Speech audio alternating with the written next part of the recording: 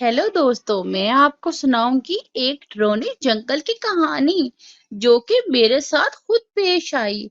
मैं क्या बताऊं, मैं जंगल से गुजर रही थी, मुझे बहुत जरूरी काम था। मैं एंजॉयमेंट करती हुई, लहलहाती हुई, इन वैलियों से गुजरती हुई, इन दरख्तों को छूती हुई जा रही थी कि मुझे पीछे से किसी ने आवाज दी। मैं डर गई। मुझे किसी ने बोला, प्रीटी, मेरी बात सुनो। मैंने कहा, इस जंगल में तो मुझे कोई भी नजर नहीं आ रहा, ये कहाँ से आवाज आ रही है।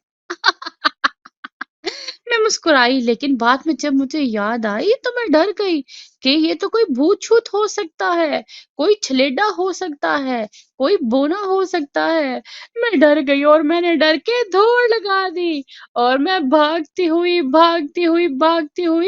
एक जगह पर पहुंची। वहां मुझे घर नजर आया। मैंने उसका दरवाजा खटखटाया और वहां से अंदर से मुझे रोने और चिल्लाने की आवाज आई। फिर मुझे याद आया कि ये तो जिन का घर हो सकता है। मैं दौड़ती नदी के किनारे आई। आगे से मुझे बाजार नजर आया तो मेरी जान में जान आ गई। मुझे फिर वहां पे रुक के बहुत रोना आया। ये मुझे जिंदगी की नसीहत है कि कभी अकेले बाहर मत निकलो, खासकर मुझ जैसी लड़कियों को अकेले बाहर नहीं निकलना चाहिए। प्यारे बच्चों, आप भी सुन लें।